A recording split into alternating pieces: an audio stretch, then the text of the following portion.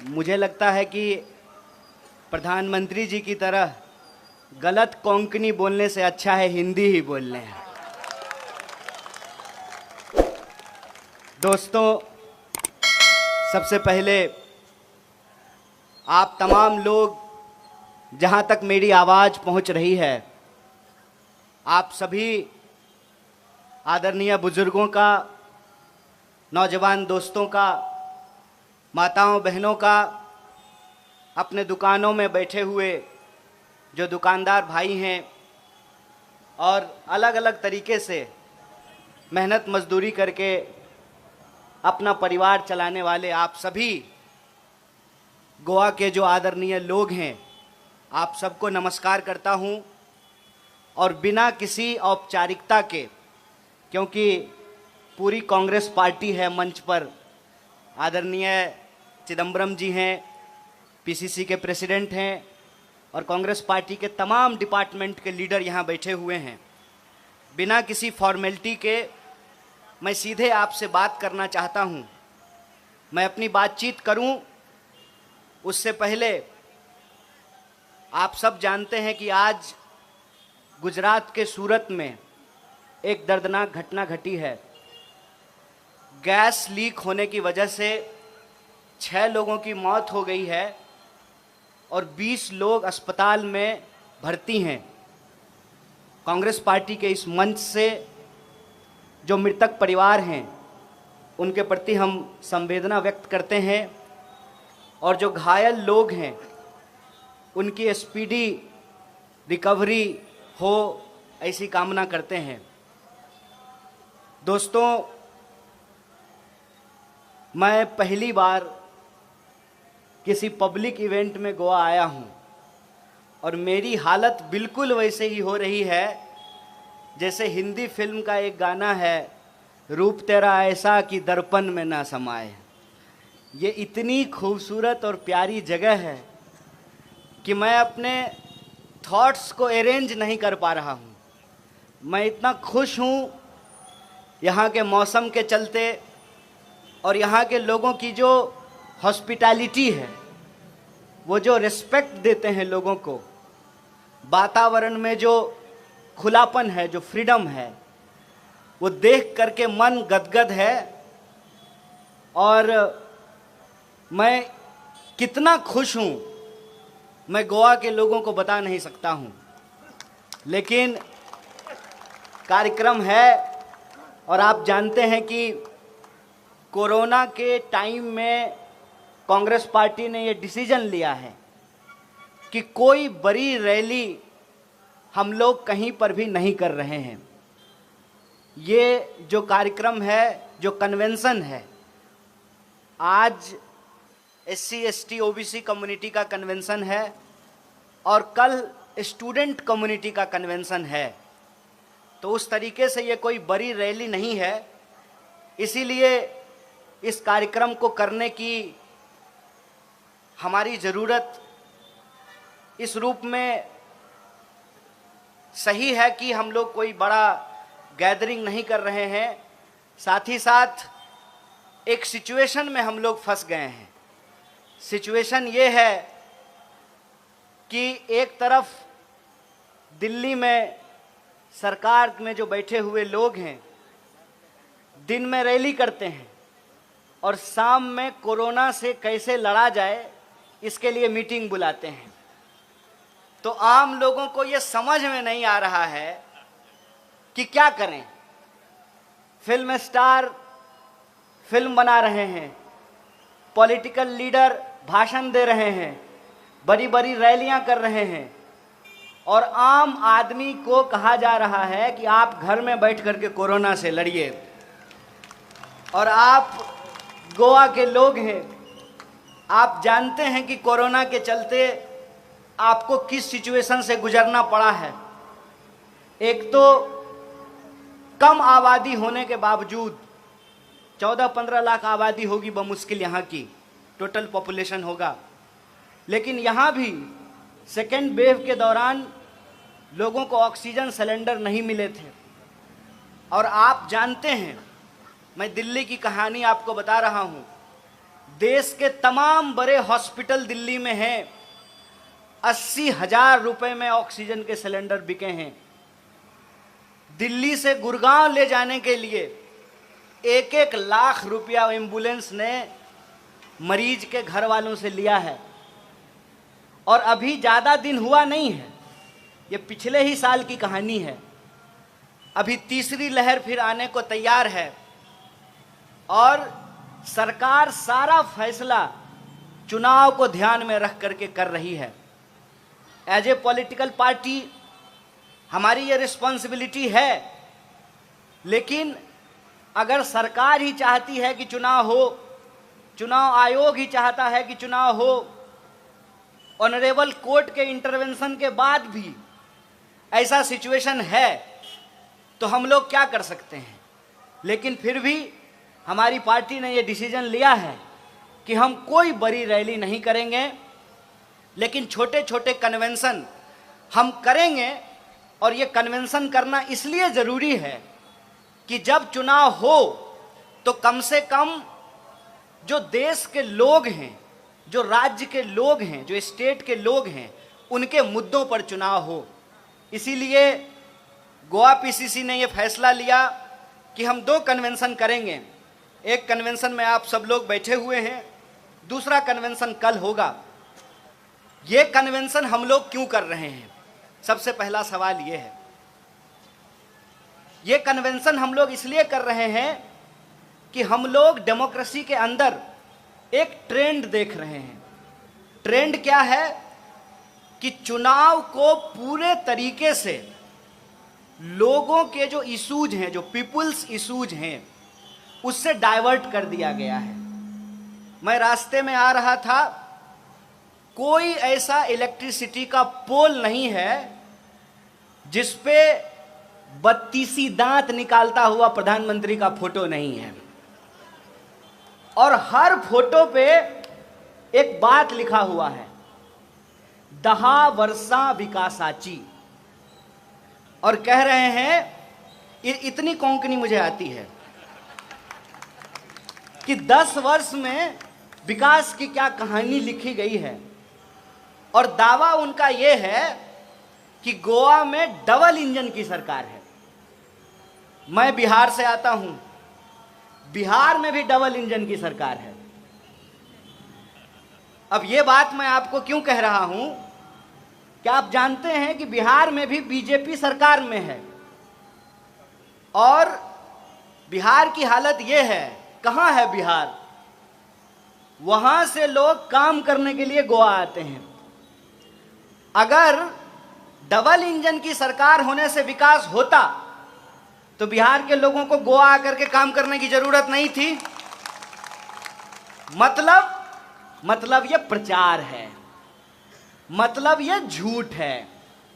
जैसे आप टीवी देखते हैं तो टीवी में ऐड आता है। क्या ऐड आता है? ऐड आता है कि फेयर एंड लवली लगाने से मुंह गोरा हो जाता है। ट्राई किए हैं? किसी का मुंह गोरा हुआ है? यह प्रचार है। और प्रचार की हालत यह है, मैं आपको बता दूं, सरकार की एक योजना है, बेटी बचाओ बेटी पढ़ाओ। बेटी बचाओ बेटी पढ़ाओ का जो टोटल बजट है, उसको अगर देश की लड़कियों के ऊपर डिवाइड किया जाए तो एक लड़की के ऊपर 3 पैसा मिलेगा। कितना?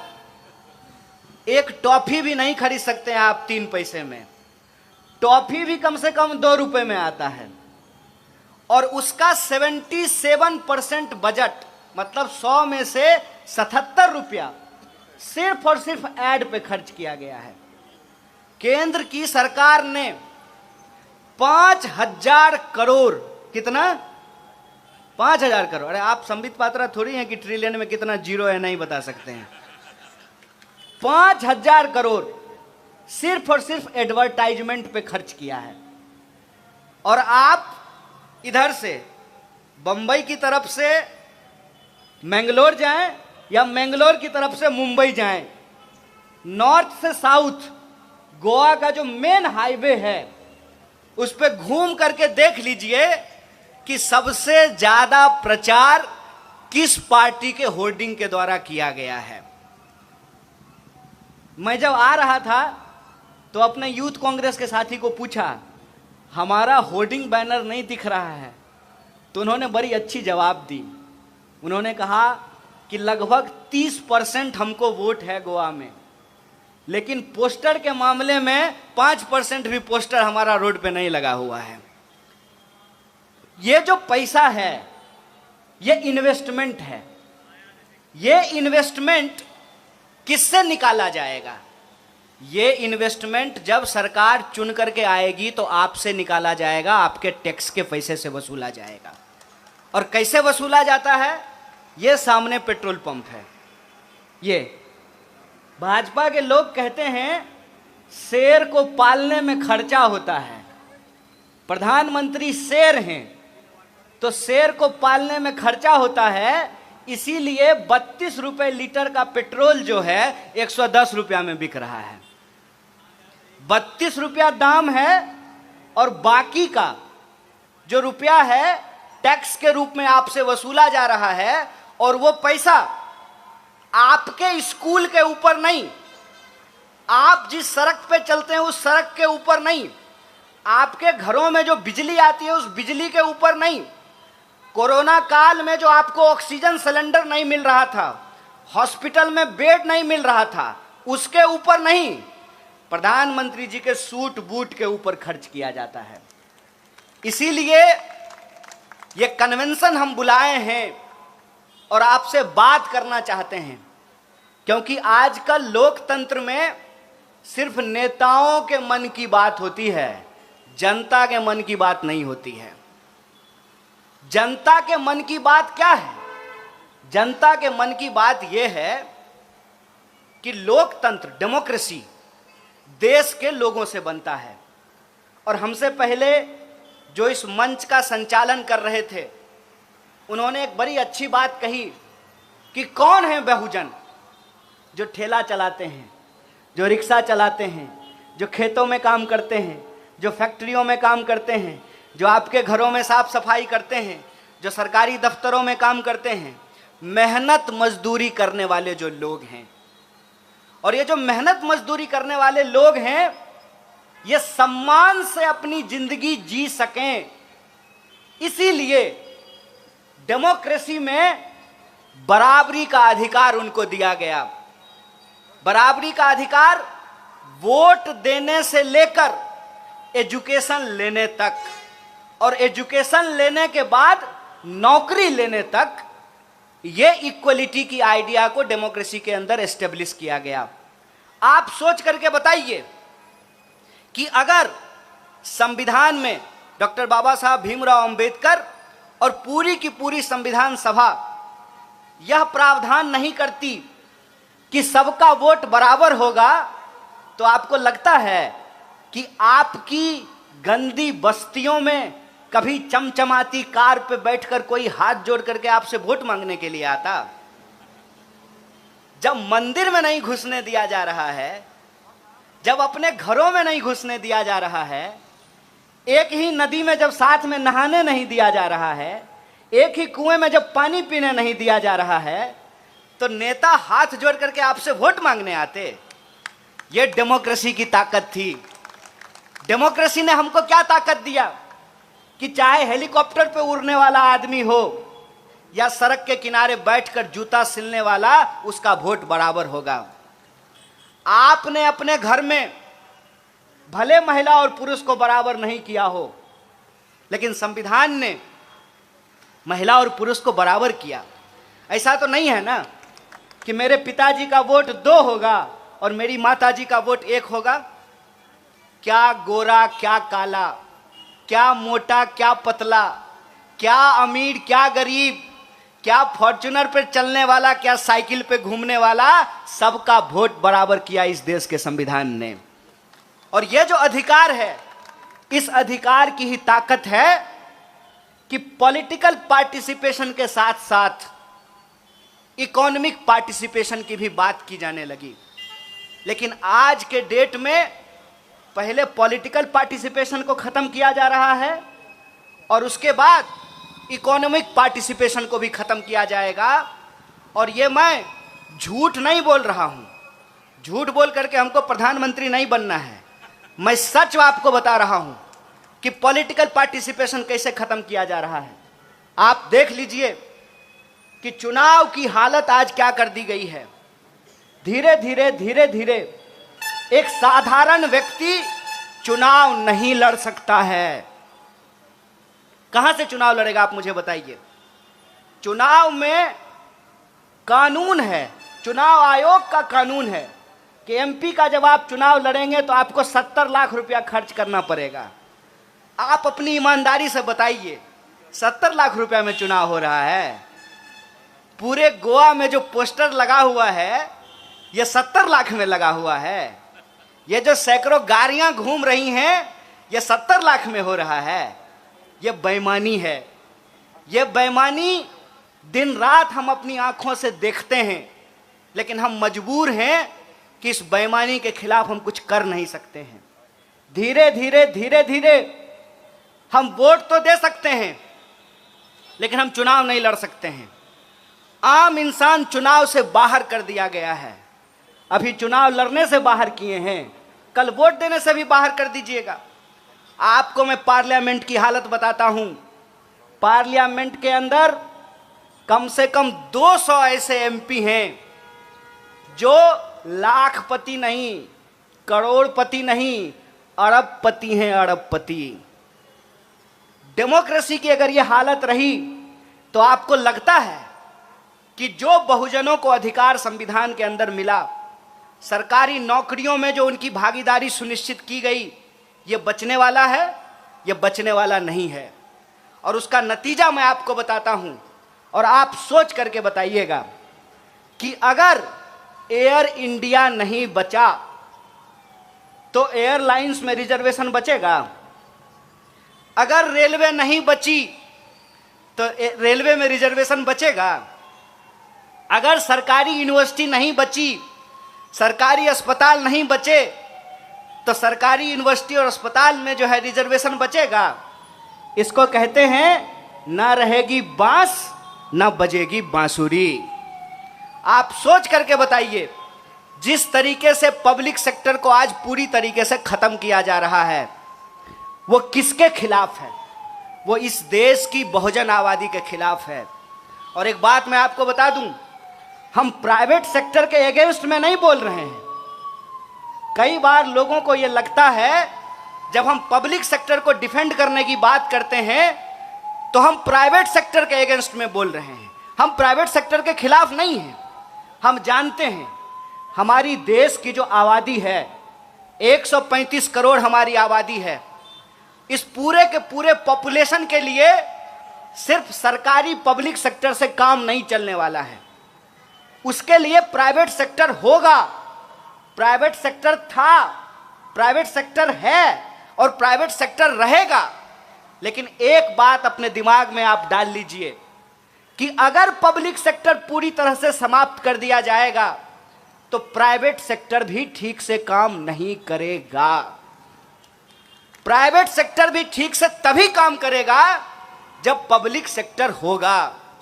आप अपने दिमाग में इस बात को डाल लीजिए कि अगर एयर इंडिया नहीं रहा तो विस्तारा भी ठीक से नहीं चलने वाला है। अगर एसबीआई नहीं रहा तो आईसीआईसीआई भी ठीक से काम नहीं करेगा। अगर गोवा मेडिकल कॉलेज नहीं रहा तो फोर्टिस में भी आपको बेड नहीं मिलेगा।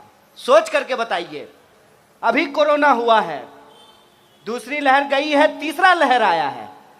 जब सरकारी अस्पतालों में बेड नहीं मिल रहा था तो प्राइवेट अस्पताल में बेड मिल रहा था क्या? नहीं मिल रहा था। आप सोच करके बताइए कि अगर सरकारी स्कूल पूरे तरीके से खत्म कर दिए जाएं तो प्राइवेट स्कूल ठीक से काम करेंगे? मैं आपको बताता हूं, आपको सोच करके हैरानी होगी कि दिल्ली के अंदर हालत क्या है। दिल्ली के अंदर एलकेजी में एडमिशन लेने के लिए 5 लाख 10 लाख रुपए का डोनेशन देना पड़ता है। और बच्चे का इंटरव्यू नहीं होता है, माँ बाप का इंटरव्यू होता है। पढ़ाना बच्चे को है, इंटरव्यू माँ बाप का ले रहे हैं। सरकारी स्कूल इसलिए होना जरूरी है कि जो लोग नहीं अफोर्ड कर सकते हैं वो सरकारी स्कूल में पढ़ेंगे, और जो लोग अफोर्ड कर सकते हैं वो प्राइवेट स्कूल में पढ़ें। प्राइवेट स्कूल क्या, वो ऑक्सफोर्ड चले जाएं, कैम्ब्रिज चले जाएं, अमेरिका चले जाएं, लंदन चले जाएं, दुनिया के किसी कोने में जा करके पढ़ें। लेकिन लोकतंत्र की बुनियाद तभी टिकी रहेगी जब राज्य अपनी जिम्मेवारी समझेगा। और तकलीफ की बात यह है कि राज्य आज के डेट में कोई जिम्मेवारी नहीं लेता है। मैंने आपको एक एग्जाम्पल बताया कि प्रधानमंत्री रैली करेंगे और देश की जनता को कहेंगे कि घर में बैठ करके 2 गज दूरी, मास्क है जरूरी, खुद मास्क नहीं लगाएंगे। देश बचाने की जिम्मेवारी जनता की, टैक्स देने की जिम्मेवारी जनता की, कोरोना से लड़ने की जिम्मेवारी जनता की। तो आप सोच करके बताइए कि सब कुछ अगर जनता ही करेगी तो सरकार क्या करेगी? सरकार आखिर हम क्यों चुनते हैं? आप सोच करके बताइए कि अगर एयर इंडिया नहीं होगा तो हम विमान मंत्री लेकर के क्या करेंगे?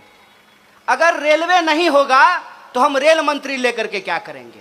जब शिक्षा ही नहीं बचेगी तो हम शिक्षा मंत्री लेकर के क्या करेंगे? और इसीलिए मैं ये सवाल पूछता हूं कि अगर सरकारी अस्पताल नहीं होना चाहिए, सरकारी स्कूल नहीं होना चाहिए, तो सरकारी प्रधानमंत्री लेके क्या करेंगे? ढोलक बजाएंगे? क्यों टैक्स देंगे सरकार को? सरकार का सूट बूट खरीदने के लिए टैक्स देंगे? आपको मालूम होना चाहिए कि प्रधानमंत्री जी ने अपने लिए एक हवाई जहाज खरीदा है, और उस हवाई जहाज की कीमत कितनी है? 8,500 करोड़। और अभी 12 करोड़ या 16 करोड़ का कार खरीदा है। 16 करोड़ का कार खरीदा है। काहे भाई? तो सुरक्षा, प्रधानमंत्री की सुरक्षा होगी। 12 करोड़ का कार से घूमते हैं तब भी कहते हैं कि सुरक्षा में चूक हो गई है। आखिर ये मॉडल क्या है?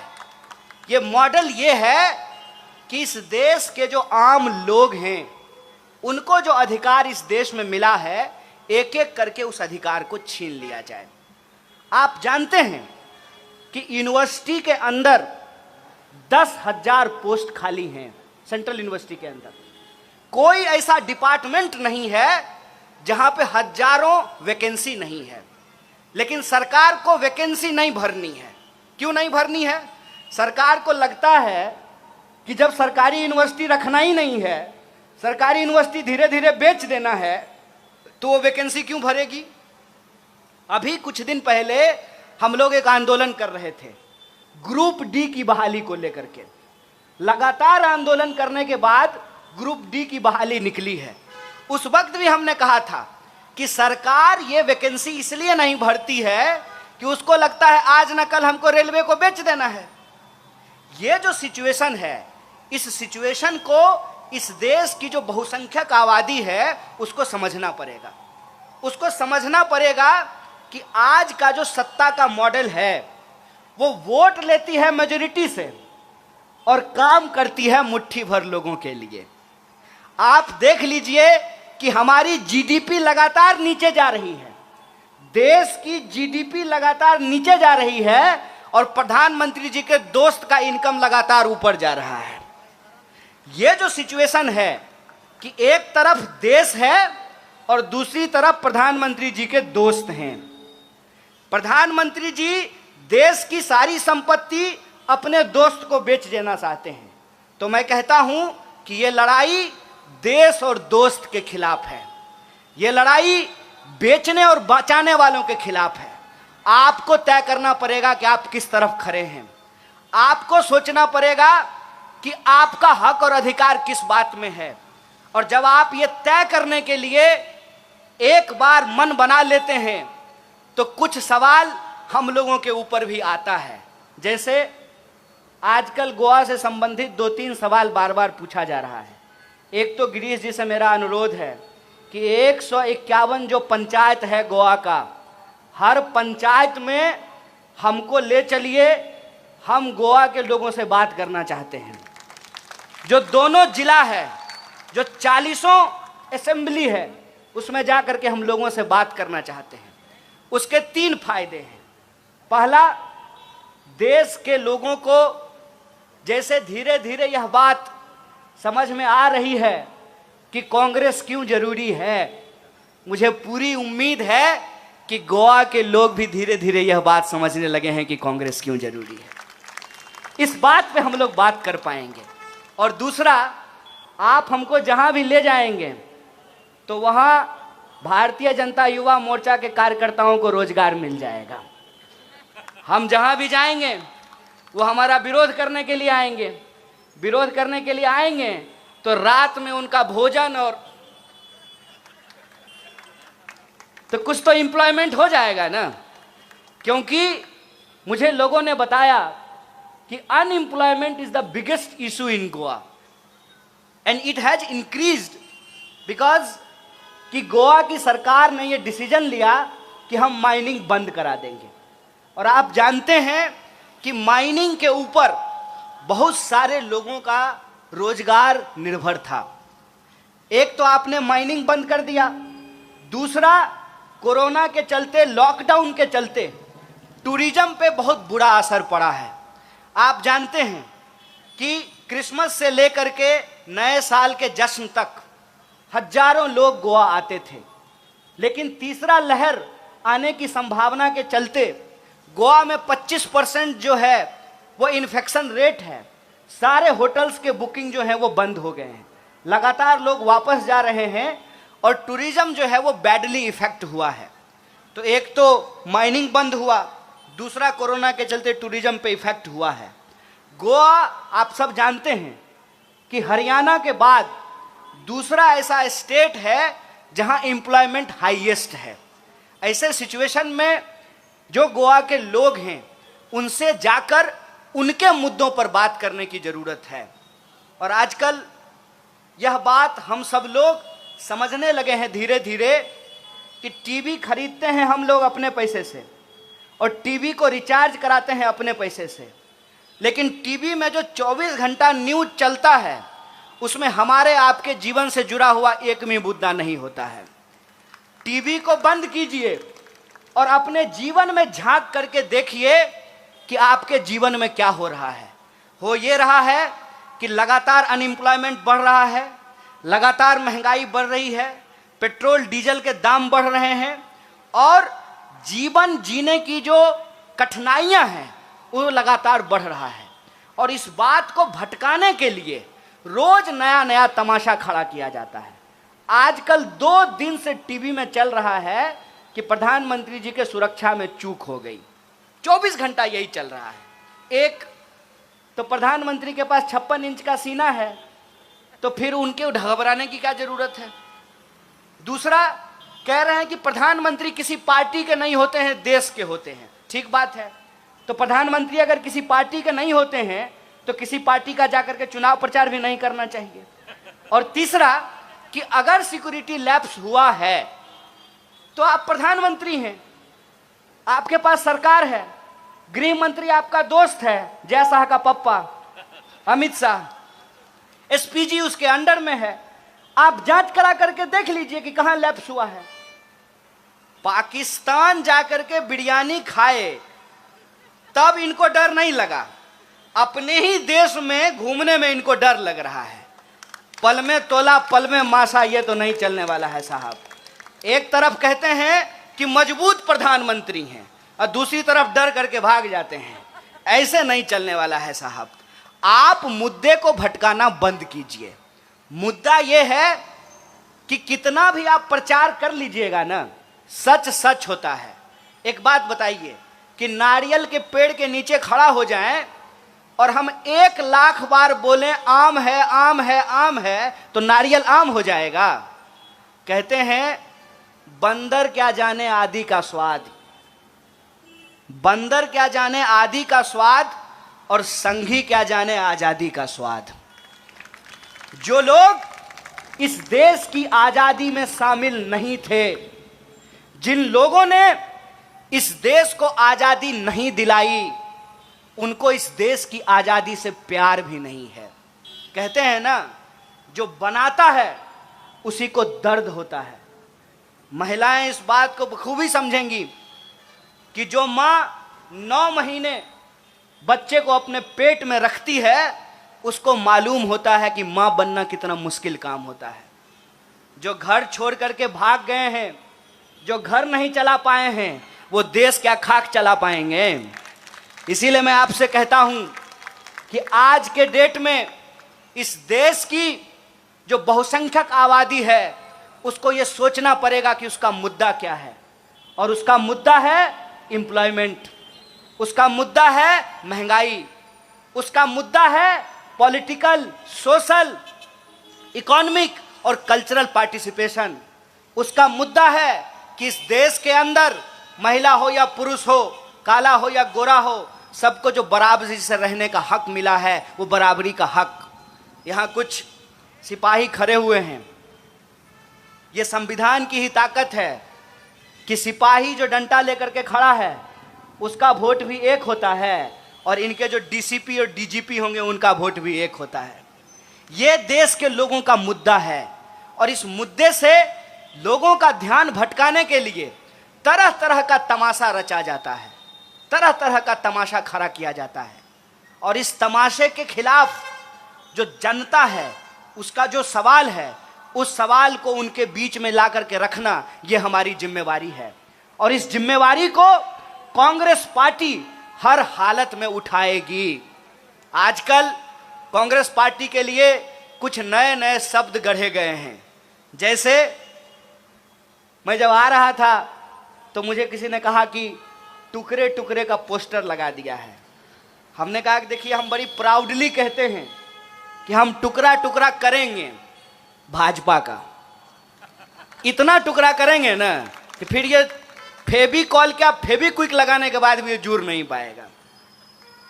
और ये जितनी कोशिश कर लें, ये 3 आरोप लगाते हैं मुख्य रूप से। एक, हिंदू विरोधी होने का, तो मेरा तो नाम कन्हैया है। दूसरा, सेना विरोधी होने का, क्योंकि मैं पहली बार गोवा आया हूं इसीलिए आपको बता रहा हूं। मेरे घर से 16 लोग फौज की नौकरी करते हैं। और तीसरी बात जो मैं कर रहा था, जिसकी वजह से मैं कांग्रेस पार्टी का ये खेस अपने कंधे पे रखा हूं, मैं ऐसे परिवार से आता हूं जिस परिवार को स्वतंत्रता सेनानी का पेंशन मिला करता था। मैं उस पार्टी का दामन इसलिए थामा हूं कि सवाल किसी को प्रधानमंत्री या मुख्यमंत्री बनाने का नहीं है, सवाल देश का है, सवाल देश को बचाने का है। मैं बार बार आप लोगों से एक आग्रह कर रहा हूं, देश रहेगा तभी न राजनीति होगी, देश में लोकतंत्र रहेगा तभी न कोई मुख्यमंत्री बनेंगे। और आज गोवा के आप तमाम लोगों से भी मैं ये आग्रह करना चाहता हूं, जो मंच का संचालन कर रहे थे उन्होंने कहा कि मार्गदर्शन करेंगे कन्हैया कुमार। मैं आपका मार्गदर्शन नहीं कर सकता हूं, मैं आपसे मार्गदर्शन ले सकता हूं, लेकिन बस मैं आपको एक आखिरी बात बोलकर अपनी बात खत्म करना चाहता हूं कि देश की स्थिति यह है कि जिन्होंने देश बनाया, देश के लिए जान गंवाई, देश के लिए कुर्बानियां दी, आज उनसे देशभक्ति का प्रमाण पत्र मांगा जा रहा है। जिन्होंने आजादी के आंदोलन के साथ गद्दारी की, अंग्रेजों के साथ बैठ करके चाय पे चर्चा करते थे, जो देश की संपत्ति को बेच रहे हैं, आप मुझे बताइए राष्ट्रीय संपत्ति को बेचना कौन सा राष्ट्रवाद है भाई? आज ये जो उल्टी गंगा बहाई जा रही है, एक तरफ वो लोग हैं, एक तरफ कांग्रेस पार्टी है जो कहती है रघुपति राघव राजा राम, पतित पावन सीताराम, ईश्वर अल्लाह तेरो नाम, सबको सन्मति दे भगवान। दूसरी तरफ वो लोग हैं जो इंसान को इंसान से बांट रहे हैं, धर्म के नाम पे इंसान को आपस में लड़ा रहे हैं और देश का जो असली मुद्दा है उसको गुमराह कर रहे हैं। ऐसे सिचुएशन में आपको और हमको ये तय करना पड़ेगा कि अगर कोई बीमारी है तो बीमारी का ऑपरेशन किया जाता है। अक्सर हमसे लोग ये सवाल पूछते हैं कि क्या विकल्प है, भाजपा का क्या विकल्प है? मैं कहता हूं बीमारी का विकल्प नहीं, इलाज होता है, और भाजपा का इलाज कांग्रेस है, इस बात को याद रखिएगा। और यह बात सीधे तौर पे लोगों के दिमाग में नहीं जाए तो डाइवर्जन क्रिएट किया जाता है। बस मैं आप लोगों की याददाश्त के लिए एक बात कहना चाहता हूं। आप मुझे बताइए कि दीदी पहली बार मुख्यमंत्री कैसे बनी थी? याद कीजिएगा। माननीय अरविंद जी पहले बार मुख्यमंत्री कैसे बने थे? याद कीजिएगा। तब कांग्रेस पार्टी ने यह तय किया कि भाजपा को रोकने के लिए जो भाजपा विरोधी पार्टियां हैं, हम उनके साथ मिलेंगे, उनके साथ समझौता करेंगे और भाजपा को रोकेंगे। और गोवा में जहां कांग्रेस पार्टी भाजपा को रोक सकती है, तो वहां सब आ गए, हम भी खेलेंगे, हम भी खेलेंगे। इसीलिए मैं आपसे आग्रह करना चाहता हूं, सवाल किसी को मुख्यमंत्री बनाने का नहीं है, सवाल किसी को प्रधानमंत्री बनाने का भी नहीं है। सवाल यह है कि इस देश का जो पॉलिटिकल कल्चर है, इस देश की जो डेमोक्रेसी है, जो डेमोक्रेसी इस देश के बहुजनों को ना सिर्फ राजनीतिक अधिकार देती है, बल्कि सामाजिक और आर्थिक अधिकार भी देने की प्रवृत्ति रखती है, देने का पॉलिटिकल विल पावर रखती है। आप जानते हैं तमाम तरीके के जो पॉलिसीज हैं, जो भागीदारी का सवाल है, वो कांग्रेस पार्टी की सरकारों में लागू किया गया है। अगर आप बचाना चाहते हैं तो मैं आप तमाम लोगों से ये आग्रह करना चाहता हूं, इधर उधर की बात में मत फंसिए। प्रचार प्रचार होता है, इतिहास को याद कीजिए। और इतिहास वही है कि अगर कांग्रेस पार्टी कोंकणियों के स्वाभिमान के लिए लड़ सकती है, गोवा के लिबरेशन के लिए लड़ सकती है, गोवा को स्टेटहुड दिला सकती है, तो गोवा को जो आज का सवाल है अनएम्प्लॉयमेंट और महंगाई, उसका भी हल कर सकती है, उसका भी निदान कर सकती है। इसी आशा और उम्मीद के साथ कि हम लड़ेंगे अपने हक और अधिकार के लिए, हम लड़ेंगे अपनी आज़ादी की सुरक्षा के लिए, हम लड़ेंगे अपने संविधान की रक्षा के लिए, और इसको हर कीमत में बचाएंगे। क्योंकि हमारा ये मानना है कि जो बिगाड़ने वाला होता है, बचाने वाला उससे बड़ा होता है। बेचने और बचाने की लड़ाई में बचाने वालों की जीत होगी। इसी आशा और उम्मीद के साथ आप तमाम लोगों को धन्यवाद कहते हुए, शुक्रिया अदा कहते हुए मैं अपनी बात को खत्म करूंगा। जय हिंद, जय गोवा।